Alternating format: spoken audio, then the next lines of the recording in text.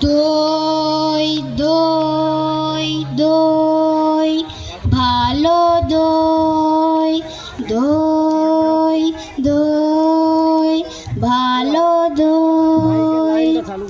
প্রহরী প্রহরী একটিবার শুনে যাও না প্রহরী।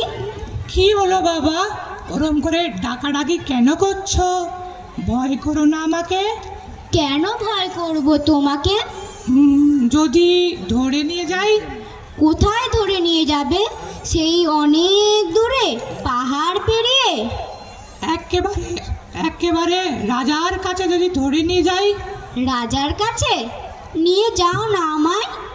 কিন্তু কবিরাজ যে আমাকে বাইরে বেরোতে বারণ করেছেন আর বলেছেন যে কেউ আমাকে ধরে নিয়ে যেতে পারবে না, তাই আমি এখানে সারা দিন রাত বসে থাকি। কবিরাজ যে বুঝি তোমাকে বাইরে যেতে বারণ করেছে?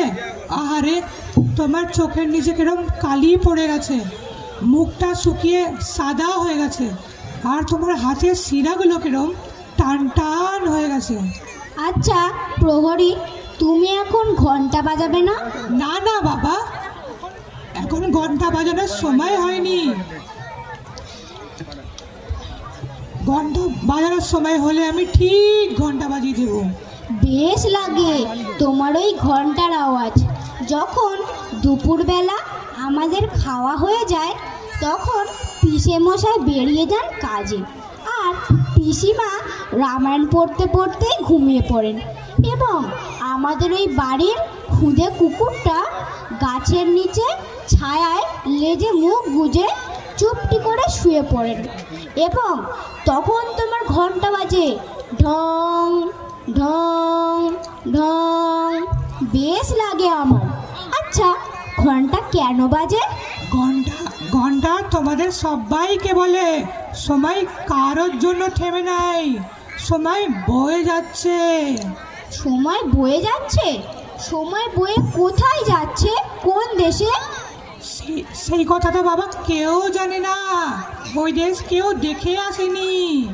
আচ্ছা জানো, আমার ওই সময়ের সাথে ওই অজানা দেশে চলে যেতে ভারী ইচ্ছা করছে।